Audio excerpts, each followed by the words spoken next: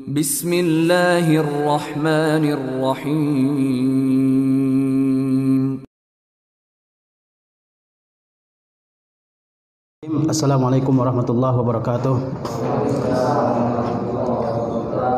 Alhamdulillahi rabbil alamin, wassalatu wassalamu ala asyrafil anbiya'i wal mursalin nabiyina Muhammadin wa ala alihi wa ashabihi ajmain.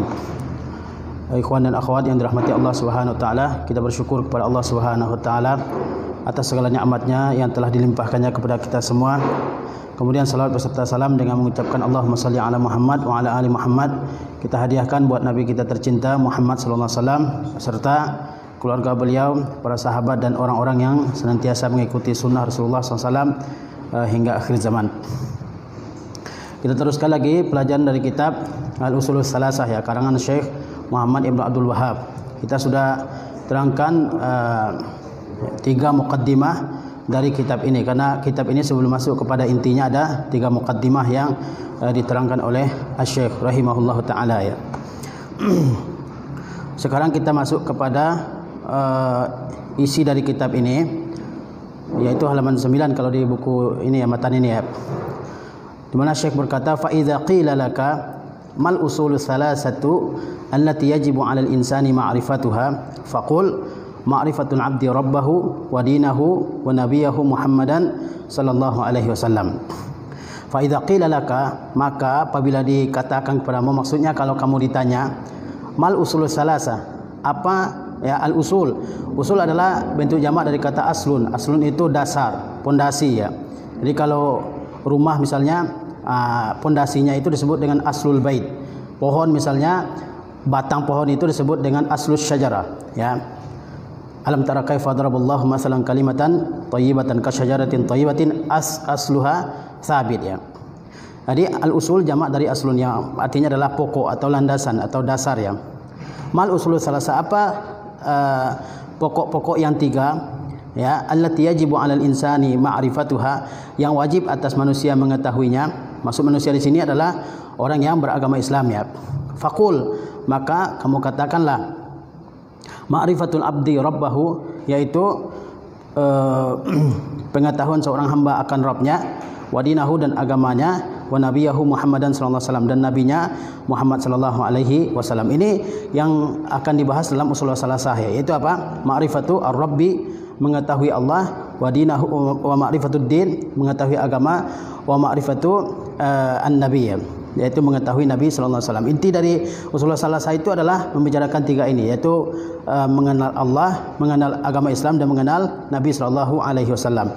Karena ketiga persoalan ini, yaitu mengenal Allah, mengenal agama Islam, dan mengenal Nabi, ini adalah persoalan yang sangat penting yang akan Allah tanyakan kepada orang-orang muslim di dalam kuburnya.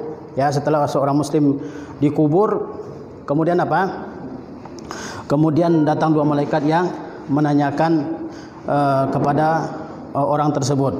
Ya, ditanyakan, man rabbuka, siapa Rabb engkau? Kemudian apa? Madinuka, apa agama engkau?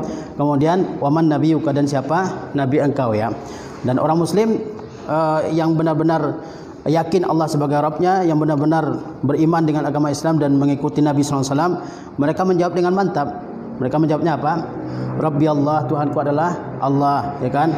Wa dinil Islam, dan agamaku adalah Islam. Wa Nabi Muhammad sallallahu alaihi wasallam, dan nabiku adalah Nabi Muhammad sallallahu alaihi wasallam. Kemudian orang muslim tersebut ya, Allah tampakkan tempat tinggalnya nanti di surga, dan disuruh beristirahat di dalam kuburnya ya.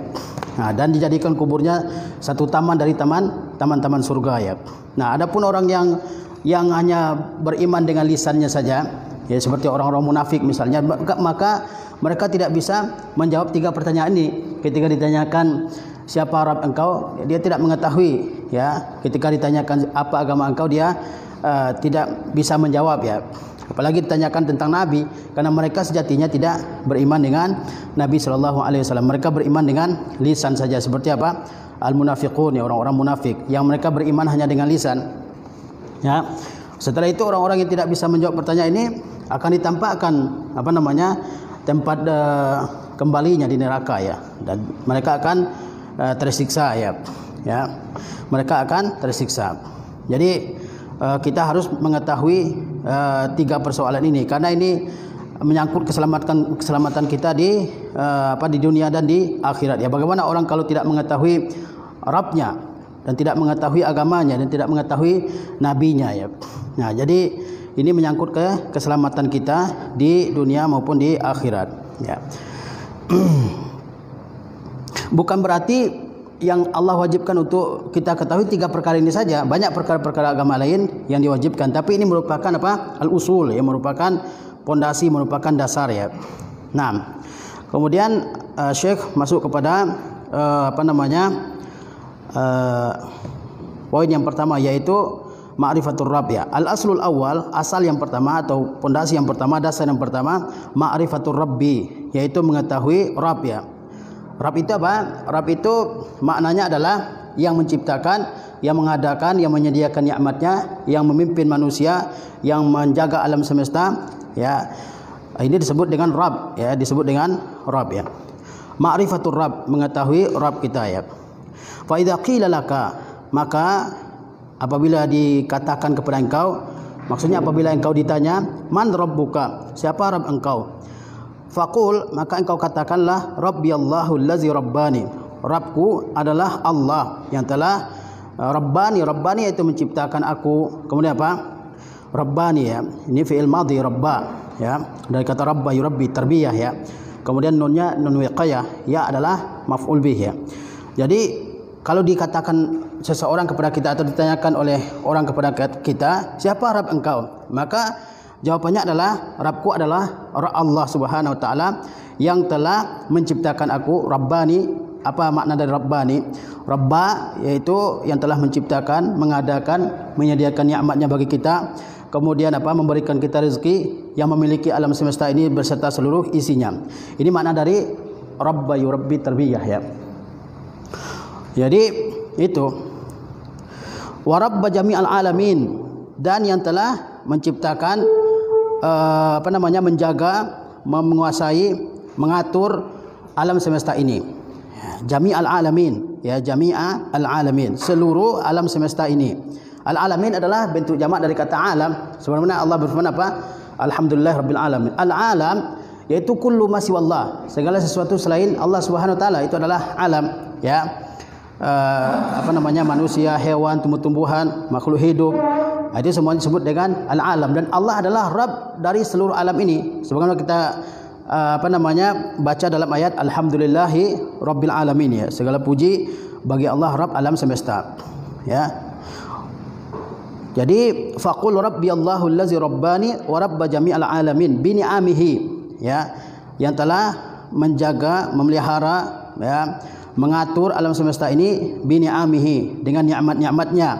Bi ni'amihi, ni'am adalah bentuk jamak dari kata ni'mah ya. Wa huwa ma'budi, dan dia yaitu Allah Subhanahu wa taala adalah ma'budi, sembahanku. Laisa li ma'budun siwahu, tidak ada bagiku sembahan selainnya. Jadi kalau dikatakan kepada kita ya, di dunia ini kalau ada yang bertanya siapa Rabb engkau, maka kita jawab Rabbku adalah Allah. Allah itu siapa? Allah itu yang menciptakan alam semesta. Allah itu yang mengadakan alam semesta. Allah itu yang mengatur alam semesta. Allah itu yang memberikan nikmatnya kepada kita. Allah itu yang memberi kita rezeki. Allah itu yang mengatur alam semesta, ya, mengatur manusia, mengatur alam semesta ini, yang mengatur matahari, bulan, bintang, lautan dan seterusnya ya. Wa huwa ma'budi, dan Allah yang demikian sifatnya itu adalah ma'bud, adalah sembahanku ya, sembahanku. Jadi ketika orang meyakini bahwa Allah itu yang mengatur alam semesta, Allah menciptakan alam semesta, Allah yang memberikan segala nikmatnya kepada alam semesta ini, maka dia harus mengakui bahwa Allah itu adalah satu-satunya sembahan yang hak ya, satu-satunya sembahan yang hak. Tidak ada sembahan yang hak selain Allah Subhanahu wa taala. Ya. Jadi kalau orang sebatas meyakini Allah pencipta, Allah pemberi rezeki, Allah pengatur, Allah yang menghidupkan, yang mematikan dan seterusnya, ya, kalau keyakinannya sebatas itu belum dikatakan sebagai orang yang bertauhid ya. Banyak orang yang meyakini Allah ini sebagai pengatur alam semesta ya, sebagai pencipta alam semesta, tapi dia belum dikatakan sebagai orang yang bertauhid kalau ibadahnya bukan kepada Allah Subhanahu wa taala. Oleh sebab itu selama di Makkah Rasulullah sallallahu alaihi wasallam dakwahnya adalah mengajak manusia agar beribadahnya kepada Allah Subhanahu wa taala. Orang Makkah itu, Quraisy, orang-orang Quraisy di zaman Rasulullah itu, mereka yakin bahwa Allah itu pencipta, bahwa Allah itu pemberi rezeki, bahwa Allah itu yang menjaga alam semesta ini. Yakin mereka, enggak ada keraguan mereka tentang hal tersebut. Ya, cuma dalam ibadah mereka beribadahnya kepada berhala-berhala yang ada di sekitar mereka. Menurut persangkaan mereka, berhala-berhala tersebut gunanya adalah untuk lebih mendekatkan mereka kepada Allah Subhanahu wa taala. Ma na'buduhum illa liqarribuna ila Allahi zulfa. Ya. Kami tidak mengibadahi patung-patung tersebut, berhala-berhala tersebut, kecuali untuk lebih mendekatkan kami kepada Allah Subhanahu wa taala. Padahal beribadah kepada Allah Subhanahu wa taala tidak perlu perantaraan apapun, ya. Tidak seperti agama lain, ya, harus beribadah melalui pendetanya. Tidak, dalam agama Islam beribadah langsung kepada Allah Subhanahu wa taala. Oleh karena itu Allah berfirman, wa iza sa'alaka ibadi anni fa inni qarib, ya. Kalau hambaku bertanya kepada engkau tentangku, katakan aku dekat. Ujibu da'watad da'i iza da'an, ya. Aku kabulkan doa orang yang berdoa kepadaku. Jadi ulama mengatakan di ayat tersebut, wa iza sa'alaka ibadi anni, langsung Allah jawab fa inni qarib. Allah Subhanahu wa taala tidak menyuruh Nabi mengatakan faqul fa inni qarib, maka katakanlah sungguhnya aku dekat, ya. Tidak, Allah sendiri yang langsung menjawabnya, ya. Jadi subhat orang jahiliyah itu, kita ini hamba-hamba yang penuh dosa, banyak sekali dosanya, ya. Jadi tidak mungkin, ya, hamba yang berdosa ini mendekat secara langsung kepada Allah Subhanahu wa taala. Jadi mereka buat perantara-perantara, ya, berupa patung-patung. Latta, Uzza, Manah, ya. Itu kan orang-orang saleh di zaman dulu. Seperti juga dalam kaum Nabi Nuh, ya. Siapa namanya? Wadda, Suwa'a, Yagusa, Ya'uqa, Nasra, itu orang-orang saleh. Kemudian orang-orang saleh tersebut meninggal dan datanglah orang-orang yang jahil dengan agamanya, ya. Kemudian setan membisikkan, kalian tuh supaya lebih konsentrasi ibadah, buatlah patung-patung untuk nenek moyang kalian yang dulu orang-orang saleh, ya.